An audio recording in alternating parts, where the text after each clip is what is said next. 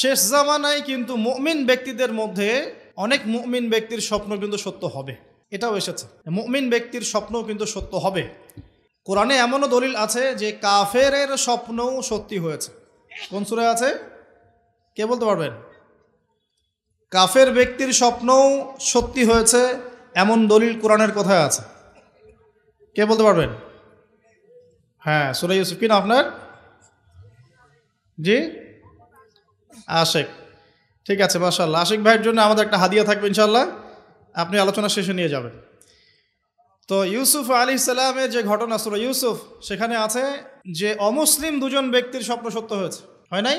একজন এসে বলেছেন আমার মাথায় রুটি, রুটি খেয়ে নিচ্ছে পাখি।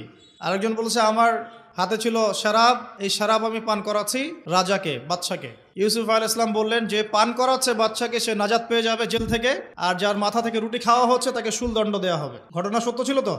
আচ্ছা, এখানে এই দুই ব্যক্তি কিন্তু মুসলিম নন, তারা কিন্তু অমুসলিম। তো যেটা বলছিলাম যে আল্লাহর পক্ষ থেকে মুমিন ব্যক্তিকে সত্য স্বপ্ন দেখানো হতে পারে শেষ জামানায়, বেশি বেশি হতে পারে।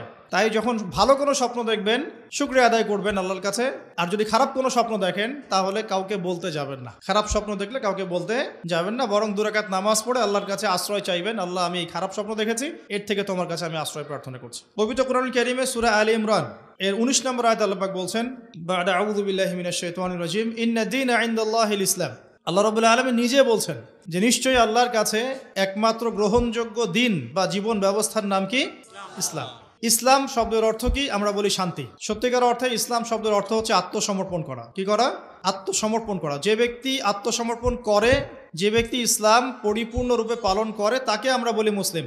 যে ব্যক্তি ইসলাম পরিপূর্ণরূপে পালন করে তাকে আমরা বলি মুসলিম। যেমন এই মুসলিম শব্দের সাথে যে নবীর নাম জড়িত সেটা হলো, তিনি হলেন ইব্রাহিম আলাইহিস সালাম। সূরা হজ পড়ে দেখবেন, হুয়া সাম্মাকুমুল মুসলিমিন, তিনি তো আমাদের নাম দিয়েছেন মুসলিম, এই জাতির নাম দিয়েছেন। তিনি আমাদের জাতির পিতা, মুসলিম জাতির পিতা। তো ইব্রাহিম আলাইহিস সালামের ব্যাপারে আল্লাহ পাক বলছেন, ইয ক্বালা লাহু রাব্বুহু আসলিম ক্বালা আসলামতু লিরাব্বিল আলামিন। যখনই আল্লাহ পাক ইব্রাহিমকে বলতেন আলাইহিস সালাম যে আত্মসমর্পণ করো, ইব্রাহিম আলাইহিস সালাম কোনো বিজ্ঞান যুক্তি দর্শন খুঁজতে যেতেন না। তিনি বলতেন আসলামতু লিরাব্বিল আলামিন, আমি বিশ্বজগতের প্রতিপালকের কাছে আত্মসমর্পণ করলাম। উদাহরণ দিচ্ছি, আল্লাহ রাব্বুল আলামিন ইব্রাহিম আলাইহিস সালামকে বলেছিলেন স্ত্রী এবং সন্তানকে জনমানব শূন্য কাবা ঘরের পাশে রেখে আসতে। ঠিক আছে, জানি তো আমরা। ইব্রাহিম আলাইহিস সালাম জানতেন সেখানে কোনো মানুষ নেই, কোনো পানি নেই, কোনো প্রাণীও নেই, না খাবার আছে, না পানি আছে, না কোনো প্রাণী আছে। এরপরেও তিনি স্ত্রী এবং সন্তানকে সেখানে রেখে আসলেন। আল্লাহ পাককে প্রশ্ন করলেন না কেন রেখে আসবো, এর পিছনে কারণ কি, যুক্তি কি, দর্শন কি, জিজ্ঞেস করেছেন? ইয ক্বালা লাহু রাব্বুহু আসলিম, যখনই আল্লাহ পাক বলেছেন আত্মসমর্পণ করো, মেনে নাও, তিনি বলেছেন আসলামতু, আমি মেনে নিলাম, লিরাব্বিল আলামিন। আল্লাহ রাব্বুল আলামিন তাকে বলেছেন যে তোমার সন্তান ছোট, হয়তো বয়স হবে 10, 12 বা 15 বছর। আল্লাহ পাক তাকে বলছেন সন্তানকে জবাই করতে হবে। কি করতে হবে? জবাই করতে হবে। তিনি চলে গেলেন, সন্তানকে বললেন, ইয়া বুনাই, হে আমার সন্তান, যার নাম ইসমাঈল আলাইহিস সালাম, ইন্নী আরা ফিল মানামি আন্নী আযবাহুক, আমি আমার স্বপ্নে দেখেছি আমি তোমাকে জবাই করছি। কি করছি? জবাই করছি। আর নবীদের স্বপ্ন কিন্তু ওহী। নবীদের স্বপ্ন কি হয়? ওহী। ওহী মানে কি? আল্লাহর পক্ষ থেকে প্রত্যাদেশ, আল্লাহর পক্ষ থেকে মেসেজ। সবার স্বপ্ন কিন্তু ওহী নয়। নবীদের স্বপ্ন কি? ওহী। ওহী মানে আল্লাহর পক্ষ থেকে জ্ঞান, যেটা আল্লাহ পাক তার বান্দাদের মধ্য থেকে কিছু কিছু বান্দার কাছে পাঠান বাছাইকৃতভাবে। কিভাবে পাঠান? আল্লাহ পাক ফেরেশতার মাধ্যমে পাঠান।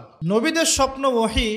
আর শেষ জামানায় কিন্তু মুমিন ব্যক্তিদের মধ্যে অনেক মুমিন ব্যক্তির স্বপ্ন কিন্তু সত্য হবে, এটাও এসেছে। মুমিন ব্যক্তির স্বপ্নও কিন্তু সত্য হবে।